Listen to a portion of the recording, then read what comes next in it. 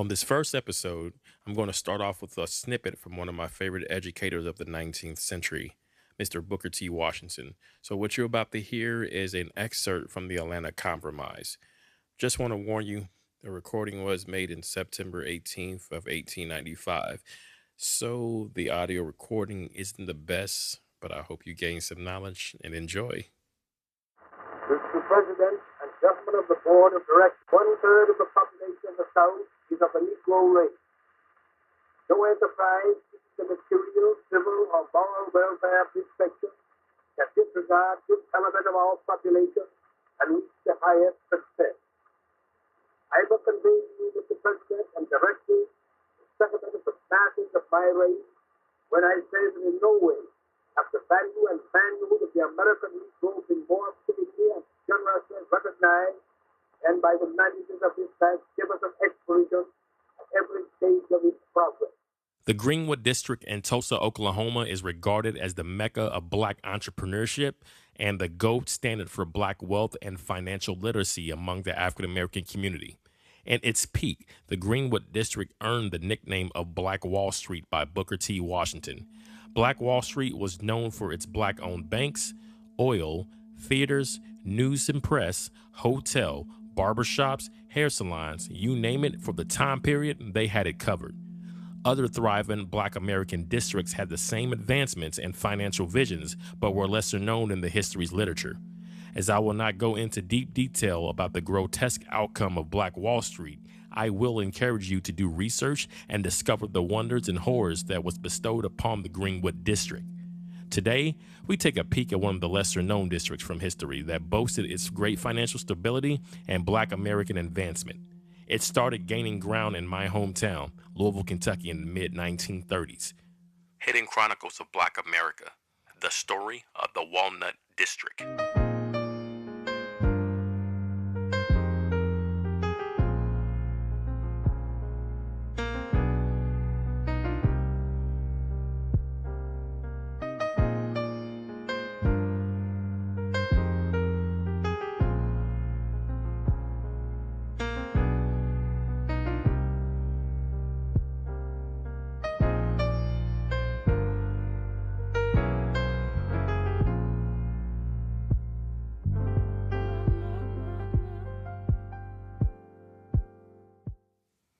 As I journeyed between Muhammad Ali Boulevard, 6th and 13th Street, I felt a feeling of emptiness, like something was off.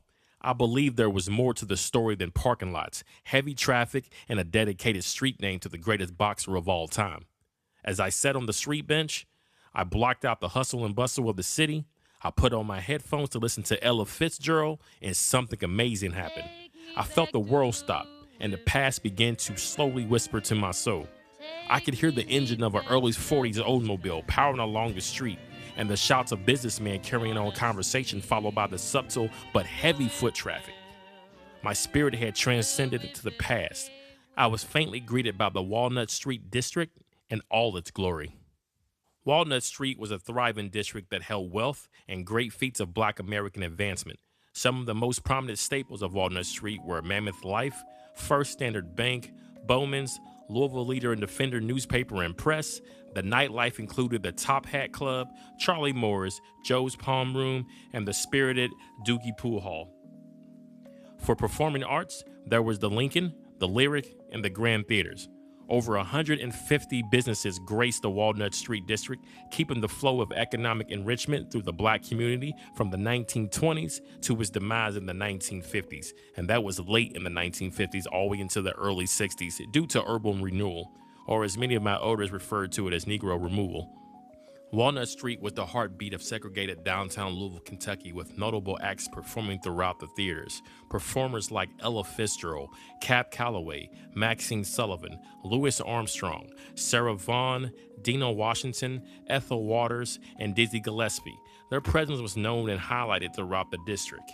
Recording artists from Louisville, Kentucky that graced Walnut Street included Mary Ann Fisher and Louisville's own Helen Humes. Here's a snippet of the soulful Helen Humes, whose voice enchanted many listeners throughout the city. Now I'm gonna tell all you girls a secret. Please keep it to yourself.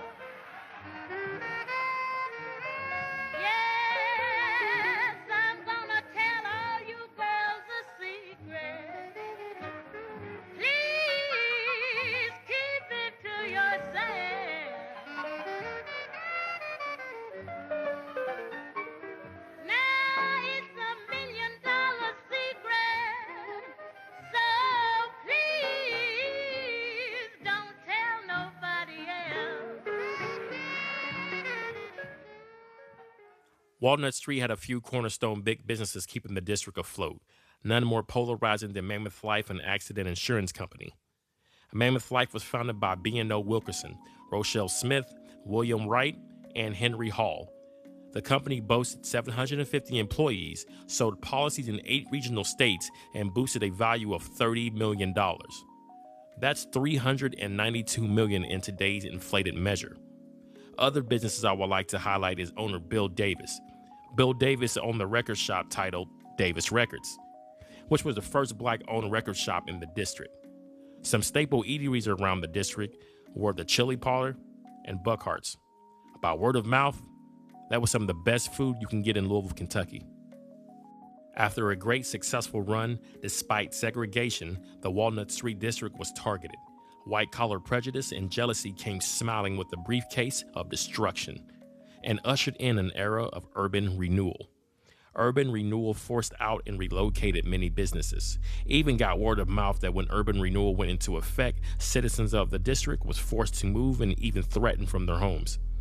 Urban renewal eventually dismantled and erased 8 blocks from the heart of the district, ending its charm and identity until this day. Some structures still stand, preserving some charm from the glorious run, but the legacy is quickly fading and not being taught to the future generations. To all the entrepreneurs from the past of the Walnut Street district, I thank you. I thank you for your courage in the face of segregation. I thank you for the spirit and knowledge of ownership. I thank you for the great stories passed down and being a beacon of Black fellowship.